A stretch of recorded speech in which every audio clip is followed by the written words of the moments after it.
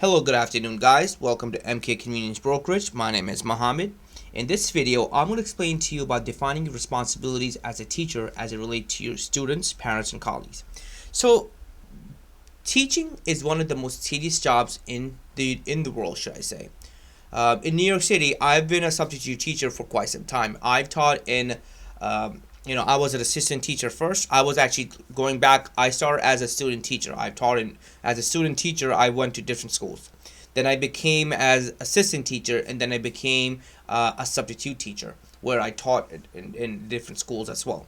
It's a teaching job is to make sure you're satisfying everyone. You're satisfying the parents, you're satisfying the students, the community, and everything else.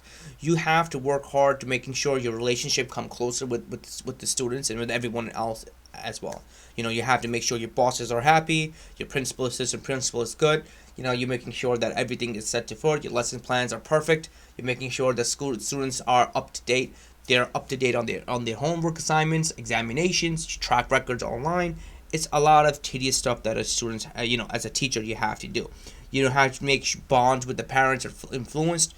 You're making sure that everything is working out. If the child needs emotional aid, you're there for them. If they need cognitive aid, you're there for them as well. So you're keeping in mind you're there to them to learn. So a student learn best whenever you're dealing with this type of situation. So keep that in mind. I strongly believe the philosophy that if a student cannot do certain tasks without the help, that is where a teacher comes in and helps the student finish the task. And I've seen that. As an assistant teacher, I've taught in different schools and I've dealt with different types of students. So I learned how to cope with different type of age groups of students. So I dealt with general ed students. I dealt with special needs students. I dealt with students with behavior problem, IEP problem.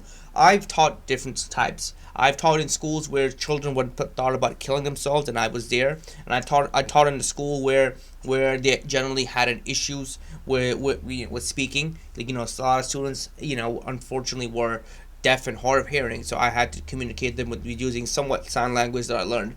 And it was different types of schools that I taught, but it did teach me a lot about students in general, how it is. My best teaching experience was dealing with special needs students. I loved helping them out. It was like you do a lot of repetitive work for them to in order to understand certain things, but it was the reward was more than everything I could think of.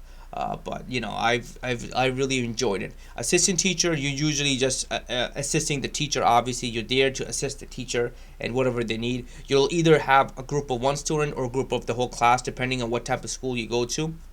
Depending on it is, when I've taught in certain schools, I was helping one student out because of his behavior problem or anger issues, like you could say, and then I taught in other schools where the students I was helping the whole teacher out in the general classroom. Substitute teacher, when I went in, I was obviously controlling the whole classroom. I usually when I came in, my days were like coming into school. And obviously, sometimes the teachers were nice enough to leave lesson plans or notes on the desk, letting me know this is what the students need to do. And I usually pick up where the teacher started. Whatever the case is, if the teacher didn't leave anything, I would ask the students, "Listen, you know what you guys were doing?" And the students will tell you, and I will just concentrate on picking up the chapter from there, and it's just going from there.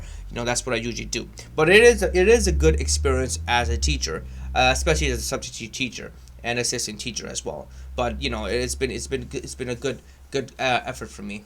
With that being said, that's about it. I just want to share my experience and responsibilities as a teacher. Remember, as a regular teacher, you have more responsibility. You're gonna create more lesson plans.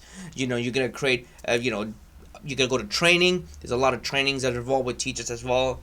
There's a lot of stuff that you have to do, but it's a good experience, to be honest with you. I've really enjoyed it, being a teacher, and I still love giving part of the community if I ever get a chance to help out the teachers and assistant teachers and everything else.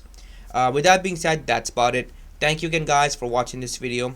Hopefully you guys enjoyed it. If you guys do have any other questions, comment, concern, please comment, like, subscribe. I'll try my best to clarify any confusion you guys have about the subject or anything else.